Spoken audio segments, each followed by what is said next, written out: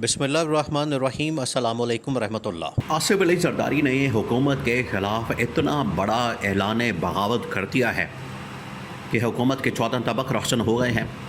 हुकूमत को आइडिया ही नहीं था, हुकूमत को अंदाज़ा ही नहीं था कि इतना बड़ा ऐलान बगावत इनके गले पड़ने जा रहा है।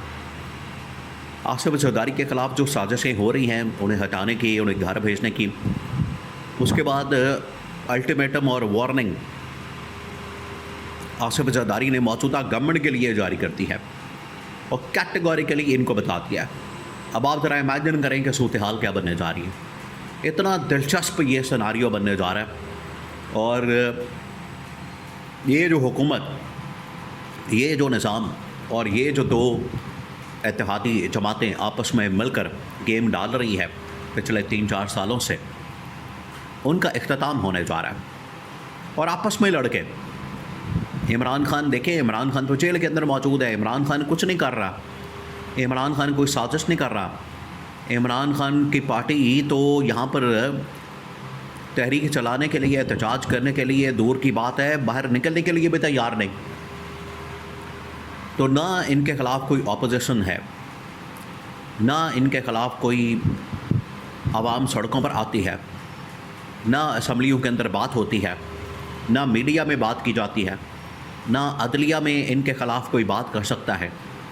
पूरा का पूरा निज़ाम इनके कंट्रोल में है। इसके बावजूद अगर इनकी गवर्नमेंट ख़तरे में है तो फिर आप अंदाज़ा कर सकते हैं कि इनसे ज़्यादा जाहिल, इनसे ज़्यादा बेवकूफ़, इनसे ज़्यादा पागल, इनसे ज़्यादा नालायक, इनसे ज़्यादा नाअहल कोई नहीं हो सकता। आसिफ जरदारी ने कैटेगोरिकली शहबाज शरीफ को बता दिया है कि ये तुम्हारा लास्ट बजट है, आखिरी बजट, आखिरी तकरीर, इस्तीफ़ा दो और घर जाओ। ये आसिफ जरदारी ने कैटेगोरिकली शहबाज शरीफ को बता दिया है कि ये तुम्हारा आखिरी बजट है, क्योंकि बजट अब चंद दिनों की दूरी पर है। ये महीने के आखिर में जैसे ही ईद की छुट्टियां ख़त्म होंगी, उसके फ़ौरी बाद कौमी असम्बली का इजलास बुला लिया जाएगा। अब सोर्सेस ने इस बात को कन्फर्म कर दिया और अंदर से जो ख़बर सामने आई है, अभी उसको पब्लिक नहीं किया गया, अभी उसको ऑफिशियली अनाउंस नहीं किया गया, लेकिन सोर्सेस ने ये बता दिया कि प्लान हो गया कि जैसे ही ईद की छुट्टियां ख़त्म होंगी, जून का महीना चढ़ेगा, तो उसके फ़ौरन बाद पाकिस्तान के अंदर जो कौमी असम्बली का इजलास है कॉल कर लिया जाएगा, बुला लिया जाएगा और फ़ौरन उसके अंदर बजट पेश कर दिया जाएगा। अब बजट एक ऐसी चीज़ है जो कि इसको पास करना, इसको अप्रूव करना, इसके लिए इस्टेब्लिशमेंट को, मौजूदा गवर्नमेंट को पीपल्स पार्टी की सपोर्ट की ज़रूरत है। क्योंकि अगर पीपल्स पार्टी इसको सपोर्ट नहीं करती, पीपल्स पार्टी इसको अप्रूव नहीं करती, तो बजट का अप्रूव ना होना ये आइन के अंदर शामिल है, ये बाकायदा तौर पर आइन का हिस्सा है, कॉन्स्टिट्यूशन का हिस्सा है। अगर बजट अप्रूव नहीं होता, पास नहीं होता, तो गवर्नमेंट फारग हो जाती है, गवर्नमेंट गिर जाती है। तो इस मकसद के लिए इनको ज़रूरत पड़ेगी आसिफ अली जरदारी की, पीपल्स पार्टी की। अगर पीपल्स पार्टी इनको सपोर्ट करती है, पीपल्स पार्टी इनकी हिमायत करती है, तो उस सूरत में ये अपना बजट पास करवा सकते हैं, अप्रूव करवा सकते हैं। अगर ये बजट अपना पास ना करवा सके, अप्रूव ना करवा सके, गवर्नमेंट फारग हो जाएगी। इसलिए इनके लिए अब ये ऐसा क्रिटिकल मोमेंट आ गया है कि इसमें इनको पीपल्स पार्टी की ज़रूरत है। ये दोनों के लिए आप समझें कि एक लास्ट मोमेंट है। ये नून लीग चाहेगी पीपल्स पार्टी से सपोर्ट हासिल करना, पीपल्स पार्टी चाहेगी इसमें से मैक्सिमम बेनिफिट हासिल करना। कि हमें क्या मिलेगा, हमें आप अब अगला टेन्योर दे रहे हैं या नहीं दे रहे। अगले टेन्योर के ऊपर असल में ये बात होगी, मुकमका होगा और डील होगी।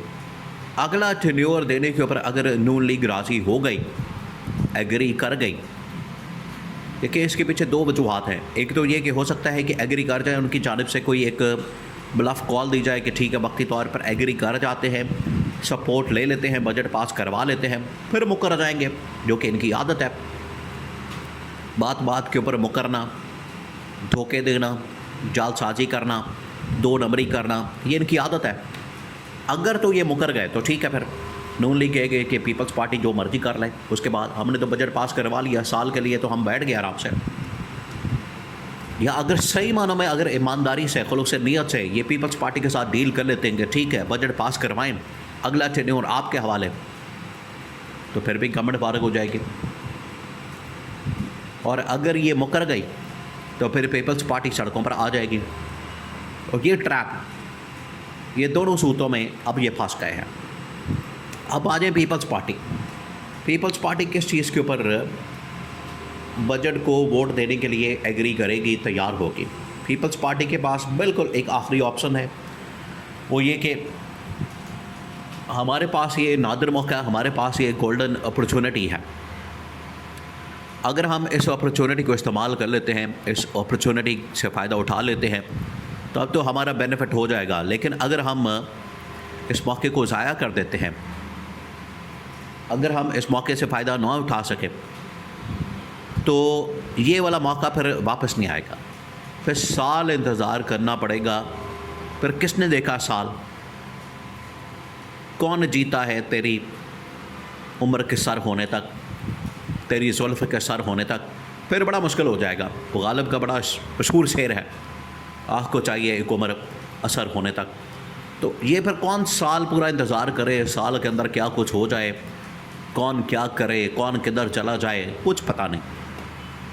तो आसिफ अली जरदारी और पीपल्स पार्टी के लिए ये आर या पार, डू और डाई, बिल्कुल एक लास्ट मोमेंट है। इसी वजह से इन्होंने पहले से ये वार्निंग, अल्टीमेटम और एक पैगाम जारी कर दिया कि शहबाज शरीफ ये तुम्हारी लास्ट स्पीच होनी चाहिए, लास्ट बजट होना चाहिए,